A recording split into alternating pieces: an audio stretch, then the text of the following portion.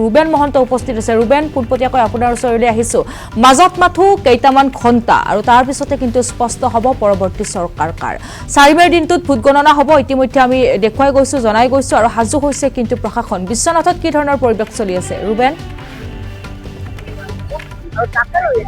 হয়, নিশ্চিতভাৱে লাকি দেখিবলৈ পোৱা গৈছে। আপুনি উল্লেখ কৰিছে যে বহু প্ৰত্যাশিত দিনটো কাইলৈ 4 মে' আৰু কাইলৈ দিনটোতে আচলতে যিগৰাকী প্ৰাৰ্থী, যিকেইগৰাকী অসমৰ 126টা সমষ্টিৰ যি প্ৰাৰ্থী, তেওঁলোকৰ ভাগ্য নিৰ্ণয় হ'ব আৰু মাজত মাত্ৰ কেইটামান ঘণ্টা বাকী।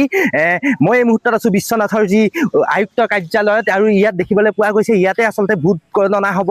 কাইলৈ পুৱা 8 বজাৰ পৰা ইয়াত ভোট গণনা আৰম্ভ হ'ব আৰু ইয়াত মাজত মাত্ৰ কেইটামান ঘণ্টা আৰু মই ইয়াৰ সামগ্ৰিক পৰিৱেশ দেখুৱাইছোঁ। ইয়াত কটকটীয়া নিৰাপত্তা ব্যৱস্থা ইয়াত গঢ়ি তোলা হৈছে। মই এটা কথা উল্লেখ কৰিব লাগিব যে বিশ্বনাথ সমষ্টি, মই যদি এটা কথা কওঁ, বিশ্বনাথ সমষ্টিৰ বাবে 14খন টেবুলত 17 ৰাউণ্ডত ভোট গণনা হ'ব আৰু বিহালী সমষ্টিত তেনেধৰণে 14খন টেবুলত 17 ৰাউণ্ডত বিহালী সমষ্টিৰ যি ভোট গণনা হ'ব আৰু গহপুৰ সমষ্টিৰ কথা ক'বলৈ গ'লে গহপুৰ সমষ্টিত 12খন পণ্ডিতা হৈছে যি বিজেপি প্ৰাৰ্থী পল্লৱ লোচন দাস আৰু কংগ্ৰেছৰ যিগৰাকী প্ৰাৰ্থী জয়ন্ত বৰাৰ মাজতেই মূল প্ৰতিদ্বন্দ্বিতা হৈছে। যিহেতু 5গৰাকীকৈ প্ৰাৰ্থী আছিলে বিশ্বনাথ সমষ্টিত আৰু তাৰে মূল প্ৰতিদ্বন্দ্বিতা হৈছে বিশ্বনাথৰ পল্লৱ লোচন দাস বিজেপিৰ আৰু মূল যি জয়ন্ত বৰা কংগ্ৰেছ প্ৰাৰ্থী। আৰু মই বিহালী সমষ্টিৰ যদি কথা কওঁ, বিহালী সমষ্টিত আচলতে প্ৰতিদ্বন্দ্বিতা আমি হোৱা নাই বুলি ক'বই লাগিব।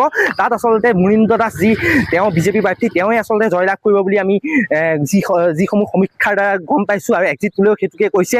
আৰু গহপুৰ সমষ্টিৰ যদি আমি কথা ক'বলৈ যাওঁ, গহপুৰ সমষ্টিত আচলতে যি বৰ্তমানৰ বিধায়ক আছিলে উৎপল বৰা বিজেপিৰ, তেওঁ যিহেতু প্ৰাৰ্থী এইবাৰো তেখেতে পাইছে আৰু তেখেতৰ মূল প্ৰতিদ্বন্দ্বিতা হৈছে যি শংকৰজ্যোতি কুতুম কংগ্ৰেছৰ প্ৰাৰ্থী, তেওঁৰ সৈতে যি হৈছে মূল প্ৰতিদ্বন্দ্বিতা। মই পুনৰ এয়া দেখুৱাইছোঁ বিশ্বনাথৰ যি এয়া আয়ুক্ত কাৰ্যালয়ৰ সামগ্ৰিক পৰিৱেশ, কটকটীয়া নিৰাপত্তা ব্যৱস্থা ইয়াত গঢ়ি তোলা হৈছে। কাইলৈ যিহেতু পুৰা 7-8 বজাৰ পৰা ভোট গণনা আৰম্ভ হ'ব। প্ৰথমতে যিহেতু পোষ্টেল বেলটৰ দ্বাৰা ভোট গণনা কৰা হ'ব আৰু এনেধৰণে দেখিবলৈ পোৱা গৈছে বিশ্বনাথৰ যি আয়ুক্ত কাৰ্যালয়তো এক নিৰাপত্তা ব্যৱস্থা গঢ়ি তোলা হৈছে আৰু আমি প্ৰতিটো মুহূৰ্তৰ খবৰ আমি আছাম টক্সৰ দৰ্শকসকলক জনাই যাবৰ কাৰণে চেষ্টা কৰিম বিশ্বনাথৰ।